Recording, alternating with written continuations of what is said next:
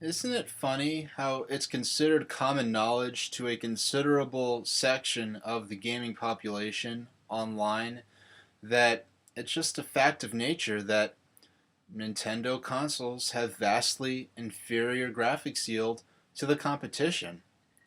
Whereas if you actually look back historically, Nintendo systems have always had graphics comparable to the major competing consoles of those respective generations, up until the seventh generation.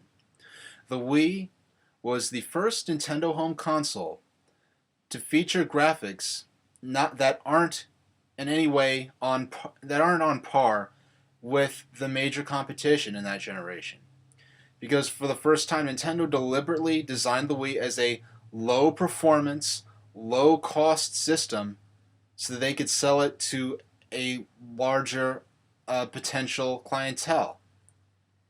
And it's especially funny when people think that Nintendo just has this history of their consoles being significantly underpowered compared to the competition, compared to PlayStation.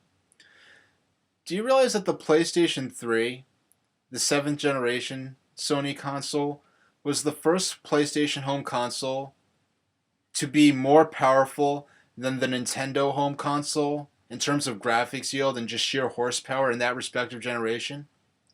Nintendo 64, in terms of raw horsepower, outclassed the PlayStation 1. In terms of just raw horsepower the, and graphics yield, GameCube it outclassed the PlayStation 2. And that was widely noted back then in the mainstream gaming media at a time when the image of Nintendo's console was perhaps the lowest at ever. PlayStation 3, yes, significantly more powerful than the Wii. Completely outclassed the Wii. Same with the Xbox. You could, and that's why the Wii just wasn't the system of choice for multi-platform releases in the seventh generation. Nintendo, they designed Wii as a low performance, low cost system that could be produced and you could make games for it with to keep the cost and risk as low as possible because they're trying something radically new and there was no guarantee that system was going to take off and I don't think it could have taken off if the price wasn't right. So uh, when it comes to the eighth generation, uh, maybe gamers just have bad memories. I mean, I can understand if you started playing games in 2006, but to think that Wii U is just going to be vastly underpowered, completely outclassed by the 8th generation Xbox and PlayStation on the basis that the Wii was outclassed by the Xbox 360 and PlayStation 3, then you need to do your homework. Uh, there's traditionally Nintendo's home console has been on par with the performance of the major competing systems in their respective generations. That's in the NES days, the Super NES days, Nintendo 64 days, and the GameCube days.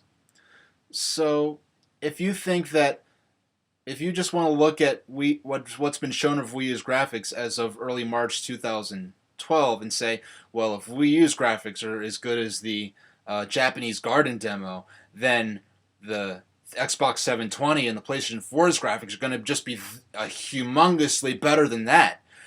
And if the Wii compare, you're just basically saying that, oh well, PlayStation 3 and 360's graphics compared to the Wii was, this much of an improvement.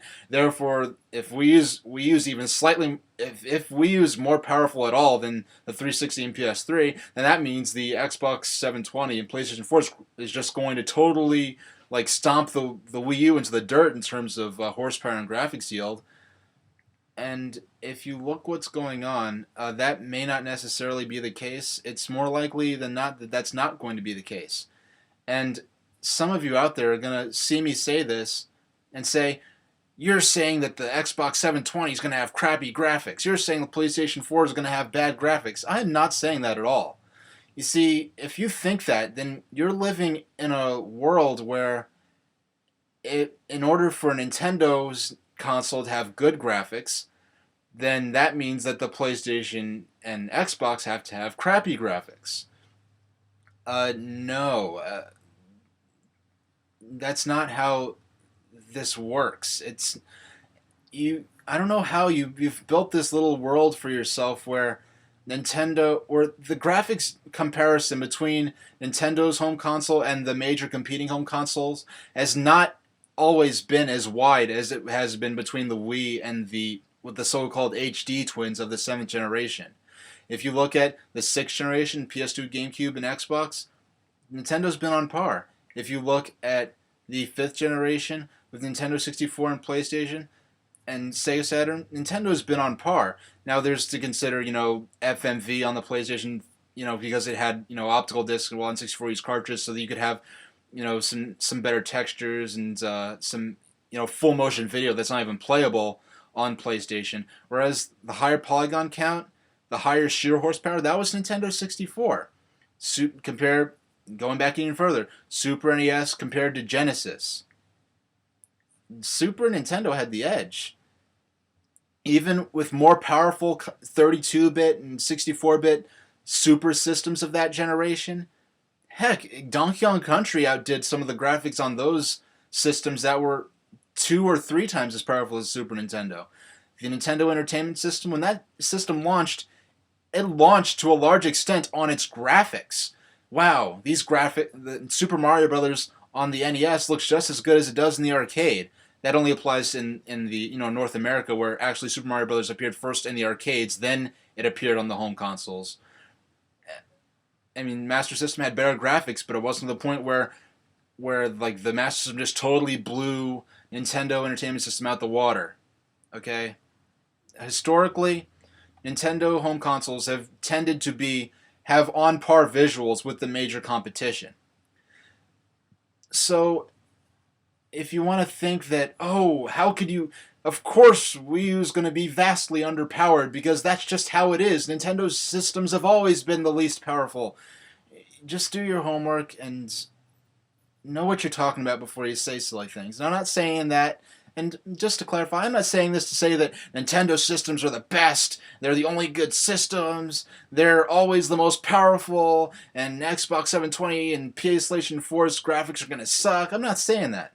I'm just saying that if you think that when we see, when all of these new systems are out there, when we have a full comparison of Wii U's capabilities compared to the Xbox, the 8th gen Xbox's capabilities, and PlayStation 4, even though that's far on the horizon at this point. Don't assume that you're going to see a difference between Nintendo system and the competition. You're not going to see, I don't think you're going to see a difference between the Wii U and the Xbox 720 as wide as what you saw between the Wii and the Xbox 360. Let's just put it that way. If you think Nintendo having a vastly underpowered system is just what's going to happen just because that's how things are or how things have been in the past, just do your homework. I've said this too many times. Time to end the video. Thank you very much for watching.